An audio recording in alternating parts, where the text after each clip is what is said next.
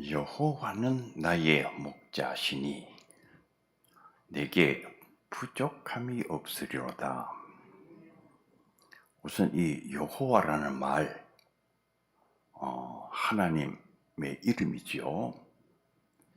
이 여호와라는 말의 뜻을 잘 알아야 돼요. 우리가 여호와 하나님을 섬기는 사람들인데 그 하나님의 이름이 어떤 의미를 갖고 있는지 그걸 먼저 좀 정확하게 알아야 돼요. 여호와가 어떤 의미입니까? 하나님의 이름도 몰라요. 어떤 의미인지. 여호와. 이 말을, 이 하나님의 이름의 뜻을 잘 알아야지 이게 우리 신앙의 바탕이 돼요. 근데 많은 성도들이 잘 모르는 이유도 있어요. 왜냐하면 이 여호와라는 말의 뜻을 이제 히브리어로는 그게 야훼로 되어 있죠. 이 야훼라는 말의 뜻이 무엇인지를 잘 모르고 있었어요. 그런데 이제 20세기 후반에 들어와서 세계 구약학자들이 정말 많이 연구를 하면서 이 야훼란 말의 뜻을 알게 됐어요.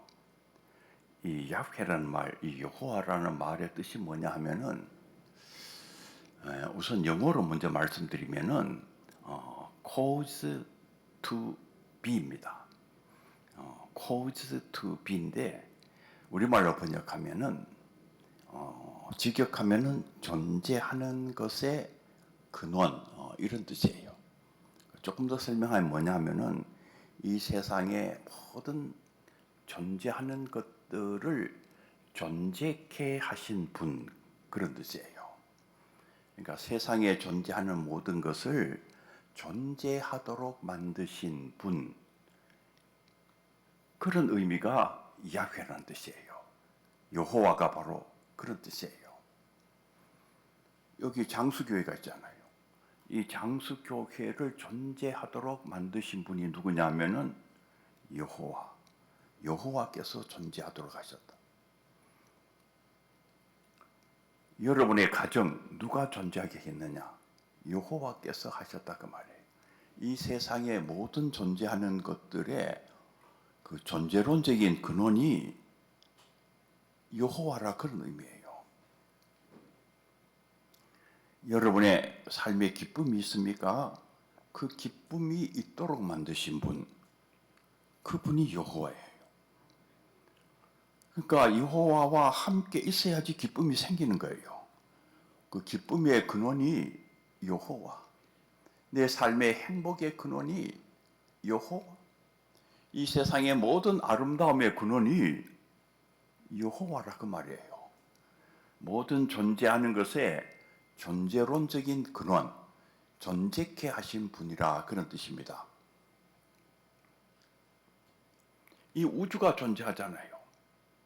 이 우주를 누가 존재하게 하셨느냐? 여호와 하나님께서, 야훼 하나님께서 존재하게 하셨다, 그런 뜻이에요. 138억 년 전에 빅뱅이 일어났다. 그러면은 그 빅뱅이 일어나도록 하신 분이 누구냐? 야훼지. 여호와께서 하신 것이에요. 참 그 빅뱅, 그 정말 어마어마한 사건이 있잖아요. 10의 200경분의 1만큼의 편차가 있어도 우주가 붕괴된다. 어떻게 그렇게 정밀하게 그 빅뱅이 일어날 수가 있어요? 그 일어나도록 존재하도록 만드신 분이 누구시냐? 야훼. 야훼께서 그렇게 하신 것이에요. 이 빅뱅에 대해서 토론이 많았는데 교황 피우스 12세께서는 이 빅뱅을 연구하시고는 환영을 했어요. 빅뱅이 사실이라면은 이것은 하나님을 요청하는 이론이다. 사실 그렇습니다. 이 빅뱅이 사실이라면은 하나님의 존재를 요청하는 이론이에요. 그래서 교황 피우스 12세가 빅뱅을 환영을 했습니다. 현대 물리학이 하나님의 존재를 오히려 설명하고 있다. 이 cause to be, 존재하는 것의 존재론적인 근원이란 말은 이게 전통적인 창조론에서 나오는 크레아티오 엑스 니힐로하고 같은 말이에요. 무에서부터의 창조. 없는 데서 있게 하는 거요. 누가 없는 데서 있게 하느냐? 여호와께서 없는 데서 있게 하는 거요. 이 신학자들 가운데도 이 선무당 같은 신학자가 있어요. 그래서 성경에 무슨 그 크리아티오 엑스 니힐로 무로부터의 창조 그런 개념이 없다. 이분들은 대개 그 진화론에 경도돼 있는 학자들이에요. 그래서 모두 다 이게 진화론적으로만 설명하려고 하는, 없긴 왜 없어요. 성경에 찾아보면은 없는 데서 있게 하시는 하나님이라는 아주 강력한 그 표현들이 등장해요. 그리고 이 여호와라는 여호와 하나님 이 이름 자체가 크리아티오 엑스 니힐로예요. 없는 데서 있게 하는, 무에서 유를 창조하시는, 여호와 하나님이 어떤 분이시죠? 무에서 유를 창조하시는 분이시지. 그러니 기적도 일어나지. 우리가 눈에 보이는 물질밖에 모르잖아요. 눈에 보이는 거. 그런데 무에서 뭔가를 만들어내시는 분, 그분이 여호와라 그 말이에요. 우리 하나님이 바로 그런 분이에요. 무에서 유를 창조해내시는 분. 부활도 그런 의미를 가지고 있지. 죽은 자가 어떻게 살아납니까? 아무것도 없이 그냥 물로 돌아가는 그 참담한 현실 속에서 생명을 살려내시는 분, 그분이 누구냐? 그분이 야훼다 그 말. 이 야훼라는 이름, 여호와라는 이름이 이 계시된 순간이 출애굽기 3장에 등장하거든요. 출애굽기 3장에 여호와께서 모세를 부르잖아요. 모세를 부르시면서 저 애굽에 가서 애굽 왕 바로로부터 이 내 백성을 구해오너라. 그 모세가 그냥 진짜 이게 무슨 쇠망치로 머리를 맞은 것처럼 지금 정신이 없는 것입니다. 왜냐하면은 어떻게 애굽왕 바로에게 가서, 그 애굽왕 바로가 그 당시에 대제국의 황제잖아요. 너무나도 무서운 사람. 거기에 가서 그럼 이 히브리 백성들을 내놔라 그러면 둡니까? 좀 미친놈이 있네. 뭐 그 말 하는 순간 목이 떨어지지. 제 생각에는 이렇게 목이 이렇게 떨어질 것 같지도 않아. 그냥 이렇게 잘려서 죽을 것 같아. 그냥 큰 칼이 와서 그냥 한순간에 그냥 다 잘려가지고. 그러니까 이건 뭐 그냥 못 가지. 그러니까 모세가 지금 못 간다 그러잖아요. 저는 못 갑니다. 저는 못 갑니다. 뭐 온갖 핑계를 지금 여러분 성경 읽어보면 정말 모세가 안 가기 위해서 온갖 핑계를 대는 것입니다. 저는 처음에 이 출애굽기 읽었을 때, 와, 이 위대한 하나님의 종 모세가 왜 이렇게 비겁한 짓을 하는가? 참 한심하네, 이렇게 생각을 한 적이 있어요. 근데 요새는 제가 모세라고 생각하고 그걸 읽어보니까, 안 되겠어요. 저는 모세보다도 한 100배는 더 그냥 핑계를 댈 것 같더라고요. 못 갑니다. 못 가요. 그냥 나중에는 말도 못한다. 자기는 혀가 둔해서 말도 못한다 그러고 못 간다 그랬더니 못 간다. 저는 못 갑니다. 못 갑니다. 왜냐하면 갔다가는 그냥 그 자리에서 죽을 것 같거든. 이 상황 속에서 지금 계시된 것이 내가 야훼라는 거예요. 내가 야훼다. 내가 야훼니까 가라는 거예요. 내가 무에서 유를 창조하고 없는 데서 있는 것을 만들어내는 애굽 왕의 권세도 내 손안에 있는 내가 바로 야훼라는 거예요. 그러니까 가라는 거예요. 여러분이 야훼란 말이 어마어마한 말입니다. 이 야훼라는 말 속에 출애굽의 어마어마한 사건이 일어나는 것을 벌써 암시하고 있는, 홍해가 갈라지고 애굽의 군대들이 그 홍해 장사 지내게 되는 그 엄청난 사건, 그 상상할 수도 없는 그 어마어마한 사건, 그 사건이 일어나는 그 의미를 가지고 있는 바로 그 이름이 야훼예요. 야훼, 여호와. 내가 야훼니까, 내가 여호와니까 가라는 거예요. 그래서 모세가 가는 것입니다. 사랑하는 성도 여러분, 이 어마어마한 신이신 야훼 하나님, 여호와 하나님께서 여러분과 함께 계십니다. 용기를 가지시길 바랍니다. 여호와가 나의 목자시니 내게 부족함이 없으리로다. 이 여호와, 이 대단하신, 무에서 유를 창조하시는 이 엄청난 위대하신 신이신 이 여호와께서 나의 목자가 되시기 때문에 내게 부족한 것이 없다. 부족한 것이 없을 것이다. 우리의 삶이 부족한 것이 많아서 늘 슬프잖아요. 그런데 여호와께서 내 목자가 되시면은 부족한 것이 없다. 부족한 것이 없다. 사랑하는 성도 여러분, 여러분의 삶에 부족한 것이 없는 그런 복된 삶이 여러분의 것이 되기를 바랍니다. 여호와는 나의 목자시니 내게 부족함이 없으리로다. 저는 이 말씀이 진짜 가슴을 뚫고 들어온 순간이 있었어요. 지금부터 한 25년쯤 전인데, 그러니까 제가 40대 중반쯤 시절이었는데, 장신대에서 교수 생활을 하던 시절이에요. 그런데 제 연구실에 제가 있는데 전화가 왔어요. 그래서 전화를 받았지요. 받았더니 아주 저하고 친한 잘 아시는 집사님께서 제게 전화를 하셨어요. 아이고 집사님 정말 반갑습니다. 잘 지내십니까? 그런데 웬일이세요? 하고 여쭤봤더니 집사님께서 하시는 말씀이, 아마 사업을 하시는데 상상할 수 없을 정도로 사업이 잘 되신 모양이에요. 그래서 너무 좋으셔가지고 기분이 좋으셔서 제가 생각났나 봐요. 그래서 저한테 뭔가 좋은 거 선물해 주고 싶으셔서 이제 말씀을 하시는 것입니다. 목사님, 제가 목사님한테 정말 좋은 거 하나 선물해 드리고 싶은데 목사님께서 없는 것, 안 갖고 계신 것, 부족한 거, 그거 있으시면은 제게 말씀해 주세요. 돈 생각하지 마시고 제가 꼭 선물로 해드리고 싶습니다. 얼마나 간절하게 말씀하시는지.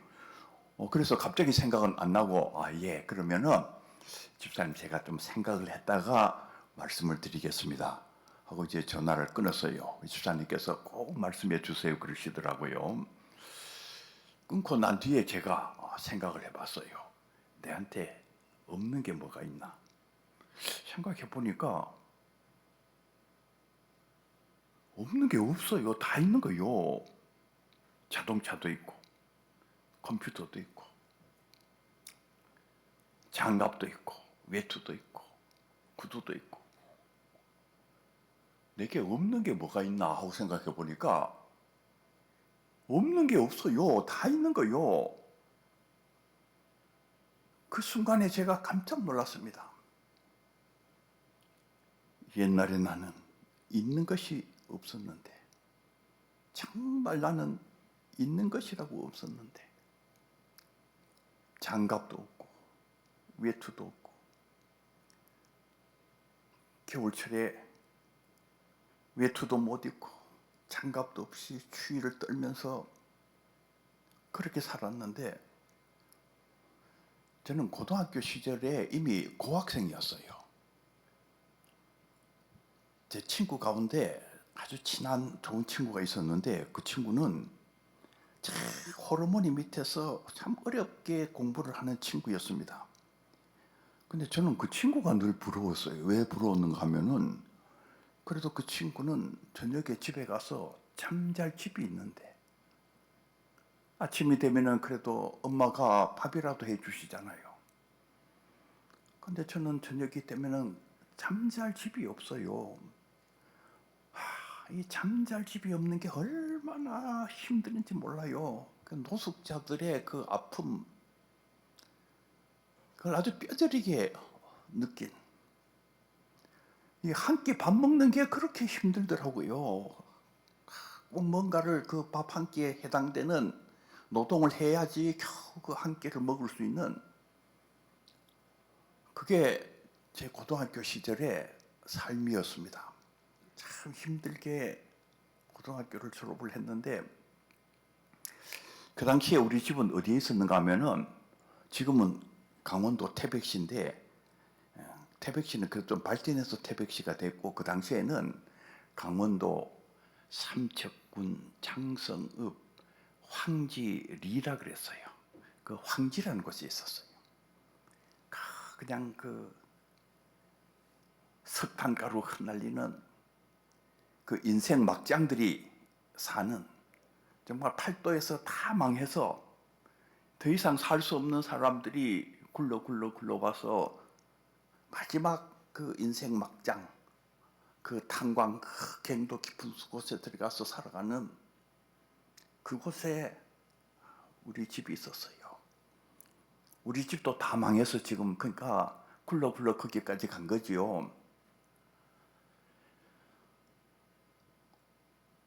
제가 이제 서울에 이제 공부하러 입학식 하기 위해서 서울로 가는데, 그 태백시 거기에서 밤 열차를 타고 이제 서울로 가는 것입니다. 서울로 가는데 어머니께서 서울로 공부하는 아들한테 학비 한 푼도 못 주시고, 그 주시는 게 뭔고 하니 하여간 거기에서 청량리역까지 가는 그 열차 그 티켓, 그것도 어디에서 돈 빌려서 사신 게 아닌가 싶어요. 그래서 그거 하나 겨우 구해 오셔서 제게 그거를 주시면서 그냥 제 손을 잡고 그냥 막 우시는 거요. 그냥 막. 제가 우리 어머니를 위로해 드렸어요. 어머니 괜찮습니다. 고등학교도 다녔는데 왜 대학을 못 다니겠어요? 그리고 이제 우리 어머니를 위로해 드리고 그 밤 열차에 올라탔는데, 이제 밤 열차가 이제 떠나는 거죠. 떠나는데 제가 창문을 이렇게 보니까 우리 어머니께서 그냥 손수건을 막 이렇게 흔드시면서 눈물도 닦으시고 뭐 또 흔들고 그래요. 그렇게 해가지고 이제 서울로 가는 것이죠. 이 열차가, 밤 열차가 얼마나 복잡한지, 그냥 앉을 데는 없고 이게 겨우 서서 가는데, 한참을 가다 보니까 막 이제 다리가 아파요. 그래서 신문 쪽지를 밑에 깔아놓고 이렇게 조그려서 이렇게 앉았어요. 앉아서 그리고 기도를 했지요. 하나님 아버지, 이제 서울로 가는데 제 앞길을 인도해 주옵소서. 정말 옛날 아브라함이 갈대 우르를 떠날 때에 갈 바를 알지 못하고 떠났다고 했는데, 저도 갈 바를 알지 못하고 떠납니다. 주님, 제 길을 인도해 주옵소서. 그렇게 기도하다가 잠이 오면 또 조금 자고, 또 깨면은 또 기도하고, 또 잠이 오면은 또 꼬박 자고. 그리고 이제 새벽이 돼서 서울의 청량리역에 도착했어요. 여기 호남 지방에 계시는 분들은 기차를 타면 저 용산역이나 이제 서울역 그쪽에 도착하는데, 저 강원도 쪽에서는 기차를 타면은 서울의 그 청량리역에 도착을 하거든요. 새벽에 청량리역에 내렸는데 나는 오늘 밤 어디서 자야 하나. 얼마나 처량한지, 진짜 그 처량함을 말로 표현할 수가 없어요. 그래서 제게는 그 청량리가 아니고 처량리입니다. 지금도 그 옆을 지나가면은 옛날 생각이 나요. 내가 옛날에 그렇게 처량했지. 그게 제가 서울에서 첫날이에요, 첫날. 그렇게 시작을 했는데 정말 내게는 외투도 없었고 장갑도 없었고 잠잘 집도 없었는데 다 있는 거요. 다 있는 거요. 야, 이게 기적이 아닌가. 그리고 어떻게 내 같은 존재가 공부를 다 마치고 독일 유학까지 가서, 그 당시에 유학 가는 것이 정말 하늘의 별 따기처럼 어려웠던 시절인데 어떻게 유학까지 다 갔다 와서 공부를 다 마치고 이렇게 부족함이 없는, 그리고 지난 25년 동안의 삶을 생각해 보니까 정말 나는 가진 것이 아무것도 없었는데 하나님께서 부족함이 없이 인도해 주신 것이에요. 등록금을 못 낸 적도 없고 한 끼 굶은 적도 없고 하나님께서 정말 부족함이 없이 내 삶을 인도해 오셨구나. 얼마나 놀라운지.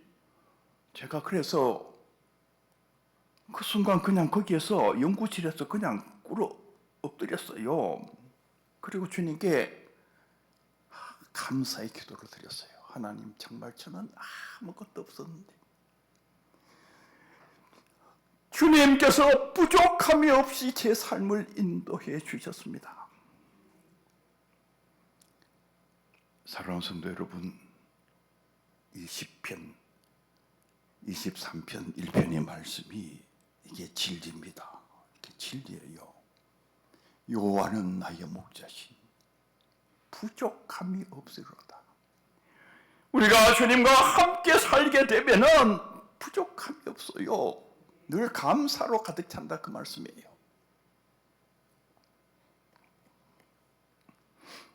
그가 나를 푸른 풀밭에 누이시며 쉴만한 물가로 인도하시는도다. 그 이스라엘 그 지역에 가보면은 이게 푸른 초장이 별로 없어요. 이게 사막 지역이거든.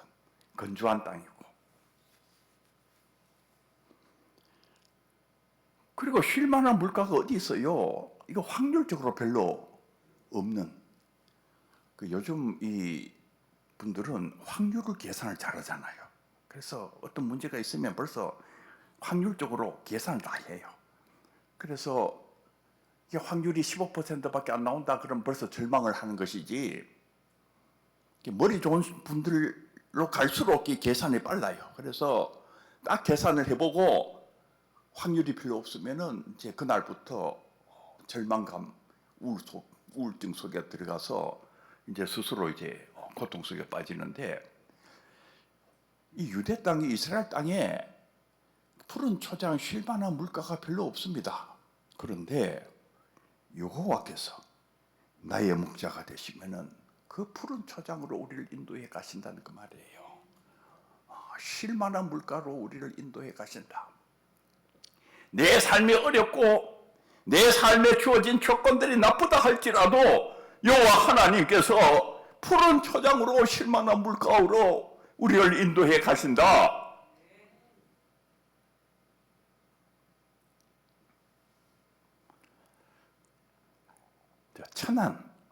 천안의 명물 가운데 옛날에는 천안 삼거리, 천안의 능수보들 뭐 이런 게 천안의 명물이었는데 언제부턴가 천안의 명물이 하나 더 생겼어요. 천안의 호두과자. 이 호두과자가 또 천안의 명물이에요. 여러분들 고속도로 가면 늘 호두과자 거기 있잖아요. 그 호두과자. 근데 이 천안의 명물 호두과자의 주인공이 누군지 아세요? 이 주인공이 권사님이에요. 신복순 권사님. 그러니까 여러분들 이 호두과자만 보면은 권사님이 이 호두과자의 주인공이구나 이렇게 생각을 해야 됩니다.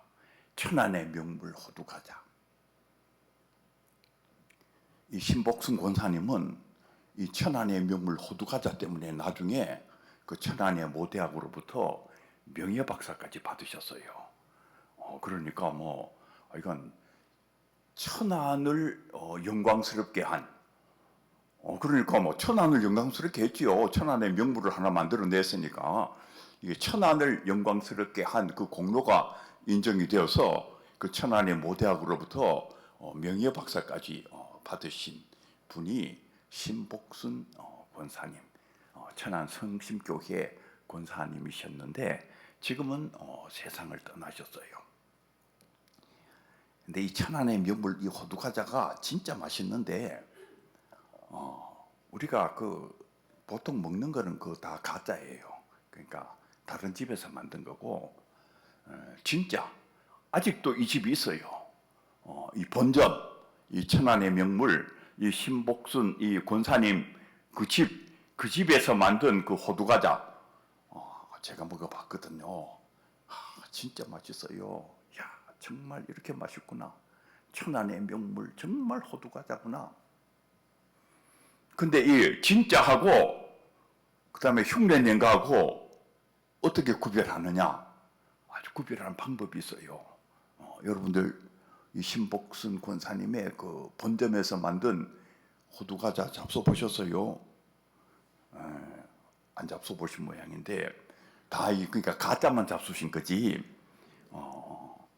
진짜를 잡수셔야 되는데 그 진짜는 가짜하고 차이가 있어요. 딱 사서 이게 포장지를 딱 뜯으면은 포장지 뜯자마자 딱 나오는 게 있어요. 뭐가 나오느냐 하면은 전도지가 나와요. 전도지. 그 전도지의 첫머리에 뭐가 나온가 하면은 나는 다윗 왕보다도 더 행복합니다. 하는 게 적혀 있어요. 나는 다윗 왕보다도 더 행복합니다. 이 신복순 이 할머니 권사님께서 하신 말씀이에요. 나는 정말 행복하다는 거요. 내가 얼마나 행복하냐 하면은 다윗 왕보다도 더 행복하다. 그런데 이 신복순 이 권사님이 젊었을 때 이 여학교를 다녔어요. 일제시대니까. 그러니까 일제시대 여학교를 다녔다는 것은 이거는 참 인텔리지 그 당시로는.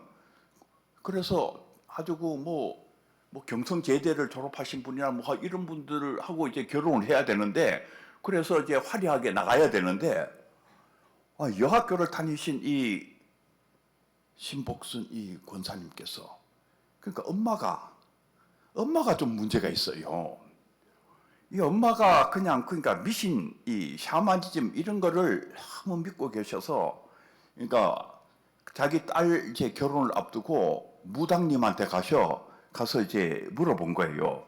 내 딸을 시집 보내야 되는데 어떻게 하면 좋겠습니까? 그러니까 이 무당께서 하신 말씀이 다 하더니 당신 딸은 좋은 가문에 시집 보내면은 반드시 죽는다는 거예요.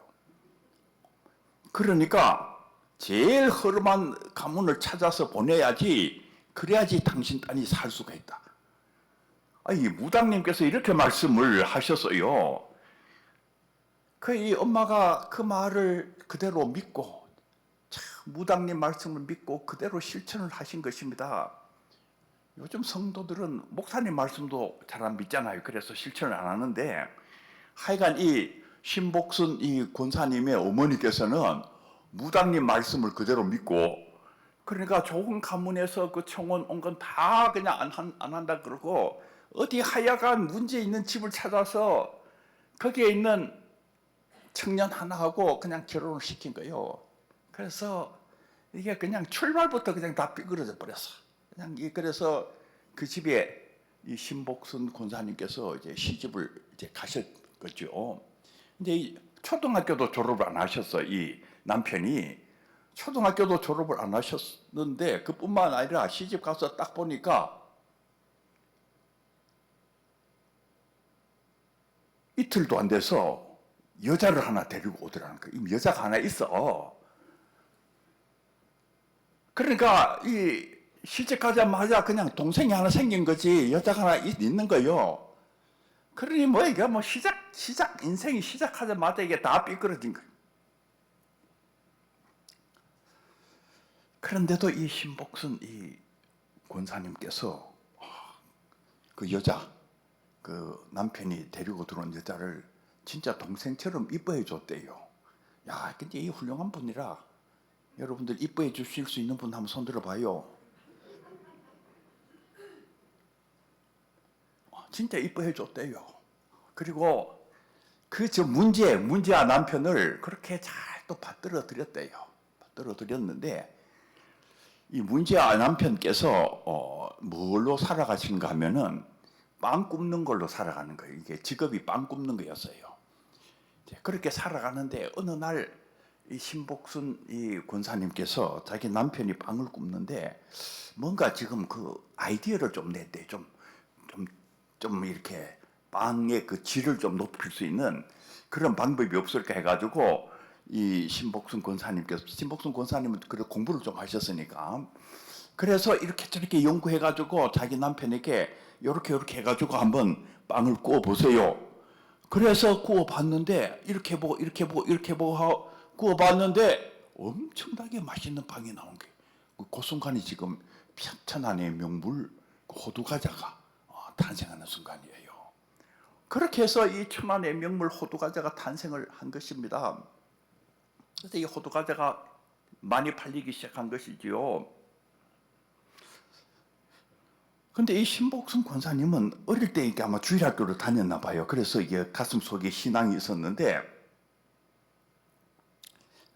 자기 평생의 그 소원이 뭐냐 하면은 하나님의 성전을 좀 많이 짓는 게 그게 평생의 소원이었어요. 그리고 자기 남편이 좀 하나님의 성전을 짓는데 좀 기둥과 같이 일하는 그런 사람이 됐으면 좋겠다. 그게 이 신복순 권사님의 평생의 소원이었는데 늘 그렇게 이제 기도를 이제 하셨는데 자기 남편은 교회 안 가는 거예요. 그래서 여보 교회 같이 가십시다. 그래도 니 나가라. 난 안 간다. 그따위 왜 가느냐. 계속 그냥 저기 남편을 그 예배당으로 인도하려고 그래도 남편이 니 나가라. 안 간다. 니 나가라. 그래서 남편을 인도하지 못했어요. 그런데 어느 날 남편이 갑자기 이렇게 병이 들어가지고 시름 앓기 시작하더니 자리에 누워버리는 거예요.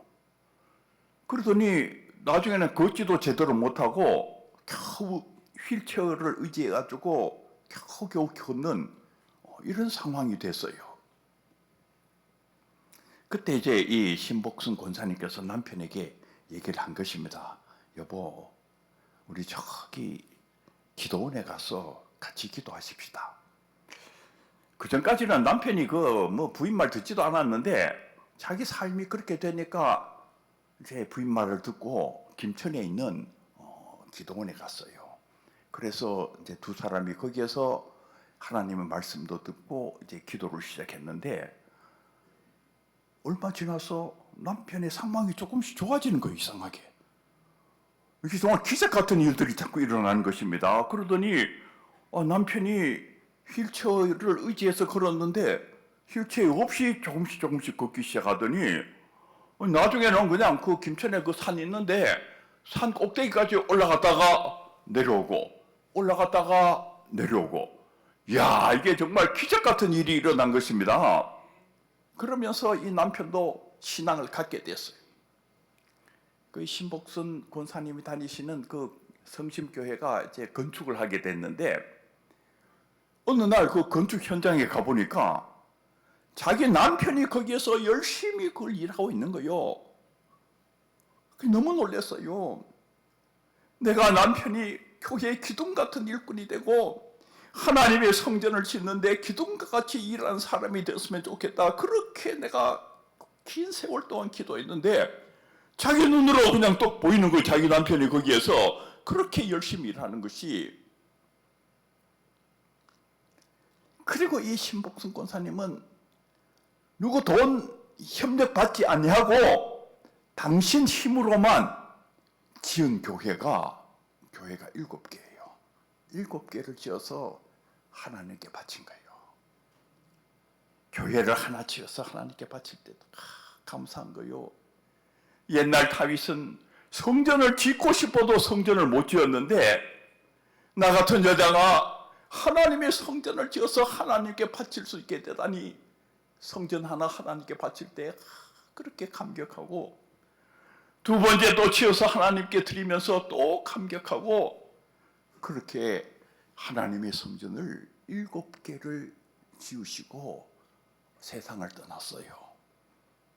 그리고는 그 자기의 그 간증, 자기의 삶을 책으로도 쓰시고, 그리고 내 삶의 이것을 좀 다른 사람들이 좀 알았으면 좋겠다. 그래서 천안의 명물 호두과자 딱 떼면은 그 전도지가 등장하는 거예요. 나는 다윗 왕보다도 행복합니다. 나는 정말 내 삶의 출발에는 정말 그렇게 정말 지옥과 같은 그런 삶 속에서 출발을 했지만은 여호와 하나님께서 나와 함께 계셔서 나는 다윗 왕보다도 더 행복합니다. 사랑하는 성도 여러분, 여러분들도 다윗 왕보다도 더 행복한 삶을 살아 가시기를 바랍니다. 푸른 초장으로 쉴 만한 물가업, 이게 될 것 같지 않는 일들이 여호와 하나님으로 말미암아 일어난다 그 말이에요. 없는 데서 있게 만들고 기적을 만드시는 하나님, 그분이 야훼, 여호와 하나님이 바로 그런 의미를 가지고 있는 분이에요.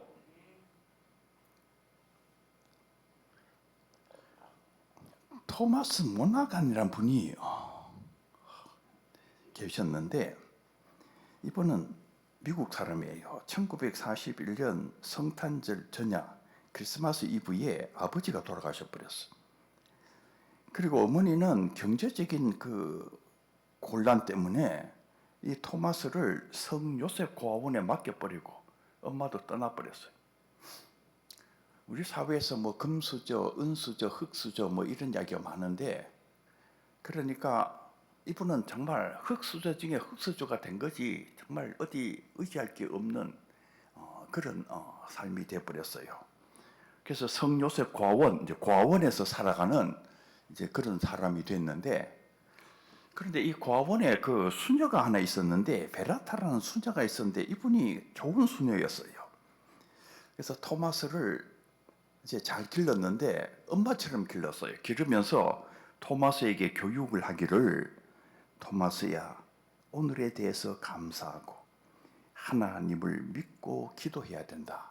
그러니까 가르침이 복잡한 게 아니고, 오늘 사실 이 고아원에 이렇게 버림받아서 고아원에 사는 게 뭐 그렇게 감사할 게 있겠어요. 그런데 오늘에 대해서 감사라고 가르친 거예요. 감사하라, 감사하라. 여러분, 범사에 감사하라 성경이 적혀 있잖아요. 감사하면서 사세요. 그 감사하면서 사는 데서부터 기적이 일어나요. 엄청난 일이 일어나요. 입에 불평을 달고 있는 사람은 하수구에 빠지고 그냥 처박히고 인생이 그냥 처참해져요. 절대로 그런 짓 하면 안 됩니다. 감사하면서 살아요. 감사하면서. 그러니까 오늘에 대해서 감사하고, 그리고 하나님을 믿고 기도하면서 살아라. 그렇게 살면은 네가 되고 싶은 거 뭐든지 될 수 있을 것이다. 이렇게 베라타 수녀가 교육을 했어요. 그래서 이 어린 이 토마스 모나간이 자라면서 그 어머니 같은 수녀가 자기에게 교육한 그 가르침을 가슴에 새겼어요. 그리고 불평하지 아니하고 정말 하나님을 믿고 하나님께 감사하면서 하나님께 기도하면서 그렇게 살아갔습니다. 근데 이 토마스 모나간은 되고 싶은 게 3개가 있었어요. 하나는 건축가가 되고 싶었고, 또 하나는 성직자가 되고 싶었고, 또 하나는 자기가 좋아하는 야구팀이 있었는데 그 디트로이트 타이거즈 팀, 그 야구팀을 좋아했어요. 그래서 내가 저 디트로이트 야구팀의 유격수가 됐으면 좋겠다. 그게 이 토마스 모나간이 그 어린 시절에 되고 싶었던 것 3가지였습니다. 근데 세월이 흘러서 40년의 세월이 흘렀어요. 40년의 세월이 흐르고 난 뒤에 이 토마스 모나간이 뭐가 됐느냐? 건축가도 되질 못했어요. 성직자도 되질 못했어요. 디트로이트 유격 타이거스 팀의 유격수도 되질 못했어요. 그럼 뭐가 됐느냐? 토마스 모나카는 60개의 피자 레스토랑을 거느리고 운영하는 이 피자 레스토랑 이 체인점의 회장님이 되었어요. 여러분, 도미노 피자라는 거 있잖아요. 바로 이 도미노 피자의 회장님이 됐어요. 그리고 1983년 10월 달에 자기가 그렇게 좋아했던 야구팀 디트로이트 타이거스 팀을 인수를 해서 그 디트로이트 타이거스 팀의 구단주가 됐어요. 그리고 이분은 주의 사역을 위해서 정말 많이 하시고 주님께 가신 분이었어요. 흙수저. 흙수저는 영원히 흙수저가 아니에요. 하나님께서 함께 하시면은 무에서 유를 만드시는 이 어마어마한 하나님 여호와 하나님께서 함께 하시면은 그 인생이 완전히 달라진다 그 말씀이에요. 저가 나를 푸른 초장으로 인도하시고 쉴만한 물가로 인도하시는도다. 내 영혼을 소생시키시고 자기 이름을 위하여 의의 길로 인도하시는도다. 이 영혼을 누가 소생시키시냐면은 여호와께서 우리의 영혼을 소생시키십니다. 이 세상에서 살면은 이 영혼이 다 메말라 버려요. 힘이 다 없어져 버려.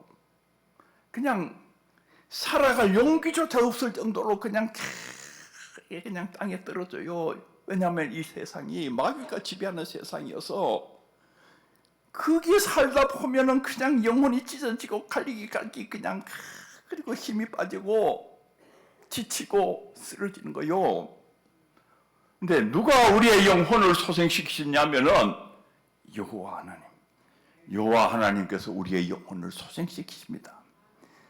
이사야 40장 28절에서 31절까지 보면은 너는 알지 못하였느냐 듣지 못하였느냐 영원하신 하나님 여호와 땅끝까지 창조하신 이는 피곤하지 아니하시며 곤비하지 아니하시며 명철이 한이 없으시며 피곤한 자에게는 능력을 주시며 무능한 자에게는 힘을 더하시나니 소년이라도 피곤하며 곤비하며 장정이라도 넘어지고 쓰러지되 오직 여호와를 앙망하는 자는 새 힘을 얻으리니 독수리가 날개치며 올라감 같을 것이요 다른 바퀴를 하여도 곤비하지 아니하겠고 걸어가도 피곤하지 아니하리로다.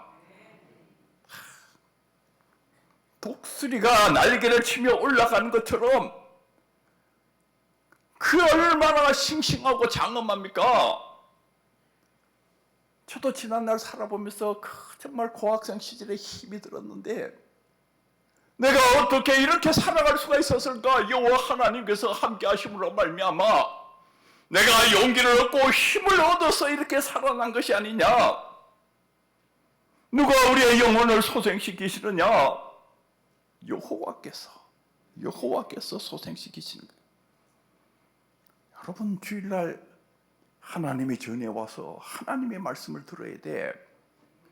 하나님의 말씀을 들으면은 여호와의 이 능력으로 우리의 영혼이 살아난다 그 말씀이에요.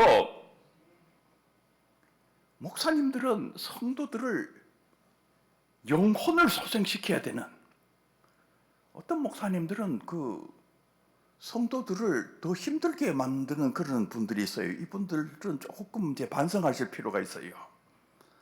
성도들에게 용기를 주고 힘을 주고, 근데 목사님 자신이 그 힘이 있는 게 아니고 여호와께서, 여호와의 말씀이 그러하다 그 말이에요.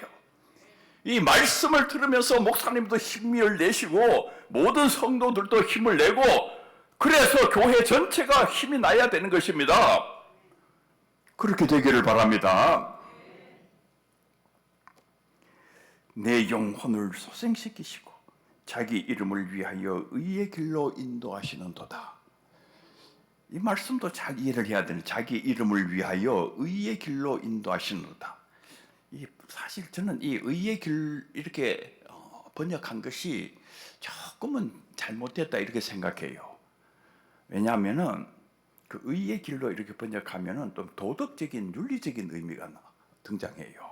하나님께서 나를 인도해서 도덕적으로 바른 길, 도덕적으로 옳은 길로 인도하시는구나, 그런 느낌이 많이 오는데 그런 의미가 아니고, 이건 무슨 의미냐면은 자기 이름을 위하여 하는 것은 하나님께서 당신의 명예를 걸고 당신의 이름을 걸고, 그런 의미예요. 당신의 명예를 걸고 당신의 이름을 걸고. 그러니까 이 목자가 이 양떼를 인도할 때에 바른 길로 인도해 가야 돼요. 바른 길로 인도해 가면은 그 양떼들이 안전하게 살 수가 있지요. 그 또 물이 있는 길로 이렇게 인도해 가고, 이 푸른 초장이 있는 그 길로 인도해 가고. 근데 이 목자가 잘못 인도해 가서 물도 없고 이 풀밭도 없는 곳으로 인도해 가면은 이 양떼들이 다 죽잖아요. 또 잘못 인도해 가서 그냥 사자나 이리떼가 존재하는 곳으로 갔다가는 이게 다 죽어버리는 거예요. 그러니까 여기에 그 의의 길이란, 바른 길이란 뜻인데 안전한 길, 그런 의미예요. 안전한 길. 그러니까 당신의 이름을 걸고 우리를 바른 길, 안전한 길로 인도한다, 그런 의미예요. 이 의미 자체가 도덕적인 의미가 아니고. 우리 그 임진왜란 때 보면은 참 이순신 장군은 정말 훌륭한 장군이잖아요. 그래서 이순신 장군의 이름이 참 찬란하게 높은데, 이순신 장군은 부하들이 안 다치도록, 안 죽도록 그냥 다 계획을 세우셔서 전쟁터에 나가는 거예요. 그래서 이순신 장군이 승리한 그 전쟁들을 보면은 부하들이 거의 안 다쳐요. 안 죽고. 그러니까 정말 위대한 장군이지. 그런데 어떤 장군은 부하들을 잘못 인도해 가서 그냥 전멸해, 전멸. 다 죽어버려. 이 잘못 인도해 가는 거예요. 그러니까 이 장군이 누구냐에 따라서 그 부하들의 생사가 다 결정이 되는, 그러니까 이 장군이 바른 길로 인도해 가야지, 바른 길로 인도해 가면은 승리하고 영광이 거기에 기다리고 있는데, 이게 잘못된 길로 인도해 가면은 모두 다 죽어버리는 거, 처참해지는 거예요. 이게 지금 그런 의미예요. 여호와께서 당신의 이름을 걸고 당신의 명예를 걸고 우리를 어디로 인도해 가신다? 안전한 길로, 우리가 살 수 있는 길로. 지금 이 얼마나 위험한 곳인지 모릅니다. 우리가 살고 있는 이 세상이 정말 무서운 곳이에요. 마귀가 우는 사자같이 달겨드는 엄청나게 무서운 곳입니다. 이곳을 여호와 하나님께서 당신의 명예를 걸고 당신의 이름을 걸고 우리를 안전한 곳으로, 우리가 살 수 있는 곳으로 우리를 인도해 가신다, 그 말씀이에요. 여호와 하나님께서 바로 그런 신이시다.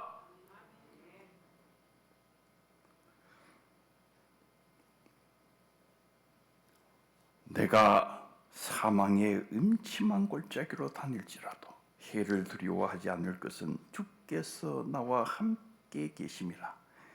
주의 지팡이와 막대기가 나를 안위하시나이다. 내가 사망의 음침한 골짜기로 다닐지라도 해받음을 두려워하지 아니하는 것은, 참 굉장히 위대한 말이에요. 사망의 음침한 골짜기가 죽는 곳이지. 그런데 그 죽는 곳에 내가 처했다 할지라도 내가 해받음을 두려워하지 않는다, 그 말이에요. 왜 그러하냐면은 주의 막대기와 주의 지팡이가 나를 보호해 주신다.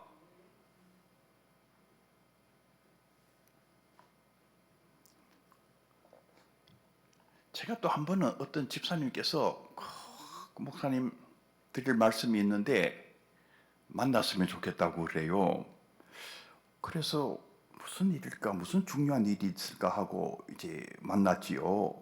만났는데 이 집사님이 저를 이제 보자고 하시고 이제 만났는데 앉아서 아무 말씀도 안 하시는 거예요. 고개만 숙이고 가만히 계시는 것이. 그래서 제가 이렇게 보니까 약간 좀 걱정이 생겼어요. 뭔가 좀 심각한 문제가 있는 것 같다. 그러더니 그냥 막 우는 거예요. 우는 거. 그냥 우는데 야, 이거 정말 심각한 문제가 있는가 보다. 그래서 제가 조금 기다렸다가 여쭤봤어요. 무슨 일이십니까? 그랬더니 이게 암이 드셨는데, 암에 걸리셨는데, 그래도 암도 그래도 좀 착한 암이 있는데 그런 게 아니고 이게 그냥 생존할 가망성이 별로 없는 그런 상황이에요. 그러니까 죽을 가망이 굉장히 많은, 그러니까 정상적으로 보면 이제 돌아가시게 되는 그런 상황에 지금 처해 있는 거예요. 얘기를 하시면서 그냥 울다가 또 얘기를 하시더니 자기를 위해서 좀 기도해 달라고 만나자고 그랬다는 거예요. 그래서 제가 그 권사님을, 그 집사님을 위해서 열심히 기도를 해드리고, 그리고 부탁을 했어요. 집사님, 제 말을 꼭 잘 들으세요. 저녁에 주무시기 전에 이 시편, 이 23편, 여호와는 나의 목자시니 내게 부족함이 없으리로다. 이거 꼭 10번 암송하고 주무세요. 이런 좀 심각한 상황에 처해 있는 분들은 저녁에 잠을 잘 못 주무세요. 여호와는 나의 목자시니 내게 부족함이 없으리로다. 이걸 암송하다 보면은 잠이 오는 거예요. 여호와 하나님께서 나를 보호해 주시겠지. 그리고 아침에 눈을 뜨면은 무조건 시편 23편 이것부터 암송을 하세요. 사실 아침에 눈 뜨면은 눈 뜨기가 싫은 거예요. 눈만 뜨면 또 공포가 막 밀려오지, 힘드는 생각이 막 밀려오는 거예요. 눈을 뜨시면은 여호와는 나의 목자시니 내게 부족함이 없으리로다. 꼭 10번씩 암송하세요. 제가 부탁을 했어요. 꼭 그렇게 하세요. 그러니까 그렇게 하겠다고 그러시더라고. 야, 그런데 저는 지금도 그분이 살아있는 게 너무 놀라워요. 어떻게 저분이 살아있나? 세월이 지금 많이 흘렀거든요. 안 돌아가시고 살아계시는 거예요. 사망의 음침한 골짜기에 계셨지. 사망의 음침한 골짜기에 계셨는데 여호와께서 막대기와 지팡이로 보호하시고 살려내시는 거예요. 여호와 하나님이 어마어마하게 위대한 신이라는 것을 여러분들이 늘 기억해야 돼요. 여호와 하나님이 보통 신이 아십니다. 어마어마한 신이세요. 사망의 음침한 골짜기를 다닌다 할지라도 내가 해받음을 두려워하지 아니하는 것은 주께서 나와 함께 계심이라. 주의 지팡이와 막대기가 나를 안위하시나이다.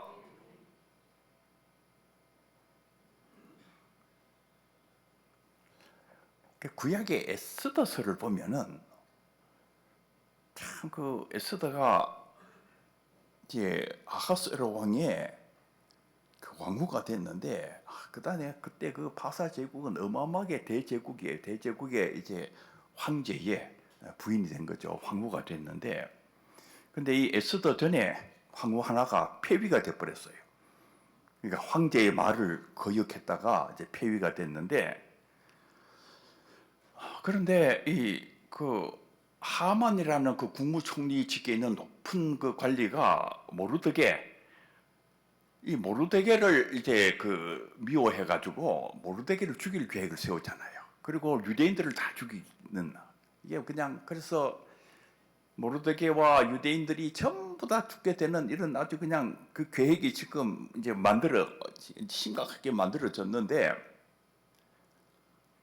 그래서 이제 유대인들이 다 기도하고 모르드게가 이 에스더에게 와가지고 그 상황을 얘기를 하면서 네가 왕후가 된 것이 이때를 위한 것이 아니냐.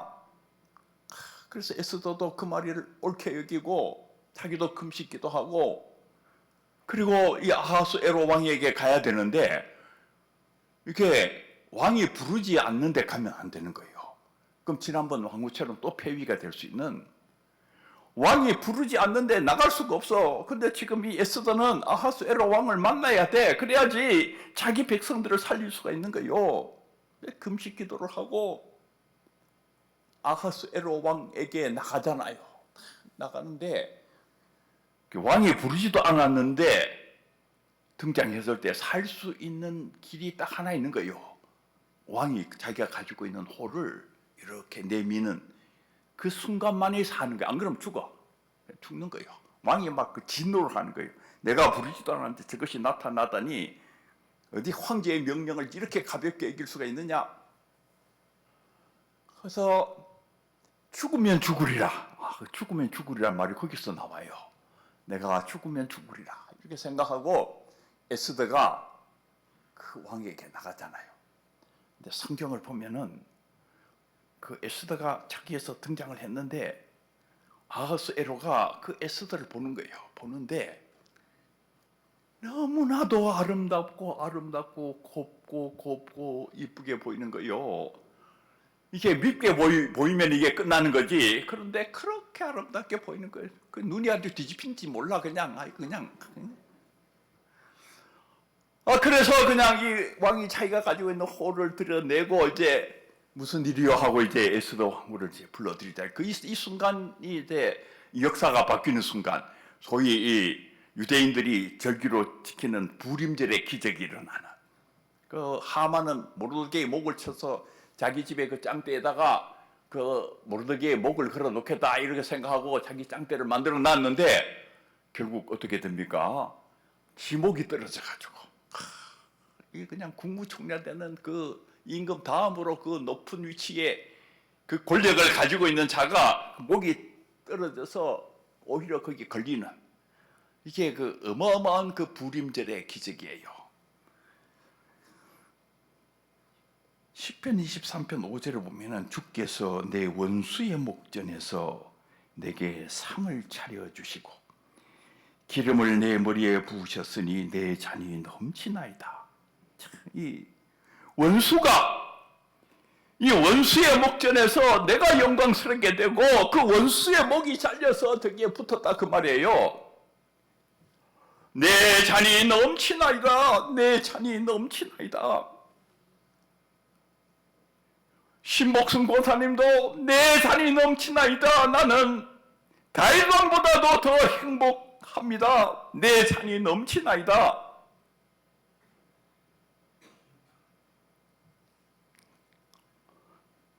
어떻게 우리의 잔이 이렇게 넘치게 되는 것입니까? 여호와 때문에 그런 거예요. 여호와 때문에. 무에서 유를 만들어내시는, 죽은 자를 다시 살려내시는, 없는 데서 있는 것을 만들어내시는, 새로운 것을 창조해내시는 이 여호와 하나님, 그 여호와 하나님 때문에 내 잔이 넘치는 거예요. 내 잔이 넘치나이다. 이 세상을 보면은 이 세상적인 계산으로 잔이 넘치는 게 아니에요. 이 세상적인 계산으로 내 목이 잘려가지고 저기 장대에 붙어야 되는 거예요. 그런데 위대하신 신이신 여호와 하나님 때문에 내 잔이 넘치나이다. 여기에 계신 여러분 모두가 이런 삶이 되기를 바랍니다. 잔이 넘치는구나. 이 장수교회의 역사도 잔이 넘치는 역사. 이 장수군에 있는 모든 지교회의 역사도 이렇게 잔이 넘치는 역사, 그런 역사가 일어나게 되기를 바랍니다. 내 평생의 선하심과 인자하심이 반드시 나를 따르니 내가 여호와의 집에 영원히 거하리로다. 가장 중요한 게 뭡니까? 여호와의 집에 영원히 거한다. 여호와의 집에 영원히 거한다. 여러분, 이 여호와의 집 하나님의 성전을 늘 가까이 하세요. 늘 가까이 해야지 어떻게 되느냐? 잔이 넘치는 그런 삶이 나의 삶이 된다 그 말이에요. 그래서 내가 여호와의 집에 영원히 거하리로다. 이번 부흥성회의 주제가 뭡니까? 하나님을 찾으라. 하나님을 찾으라. 그리하면 살리라. 길갈로 가지 말고 베델로 가지 말고 부엘세바로 가지 말고 그리로 가면 사로잡히고 죽고 그리로 가면 허무하게 망가지고 그런데 어떻게 해야 되느냐? 여호와를 찾으면 산다 그 말이에요. 내가 여호와의 집에 영원히 거하리로다. 아수르 군대가 쳐들어왔을 때에 예루살렘 성이 무너지기 직전이었잖아요. 그 어마어마하게 무서운 아시리아의 군대, 그게 예루살렘 성을 완전히 포위를 했지 않습니까? 그때 히스기야 임금이 어디로 갑니까? 여호와의 전에 가잖아요. 여호와의 전에서 엎드리는 거요. 만약에 그가 여호와의 전에서 엎드리지 않았다면은 처참하게 예루살렘이 무너지고 나중에 시드기야 임금처럼 두 눈알이 뽑히고 처참하게 끌려가는 그게 그의 운명이 됐을 거라고요. 그런데 히스기야 임금이 여호와의 전에 엎드려서 기도를 했더니 그날 밤에 주의 천사가 등장해서 아수르 군대에서 18만 5천 명을 쳐 죽이고 아수르 군대가 물러가는 어마어마한 기적이 일어나잖아요. 내가 여호와의 집에 영원히 거하리로다.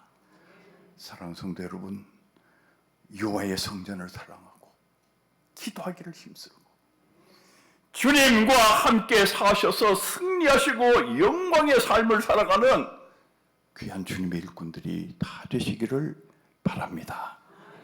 기도드리겠습니다.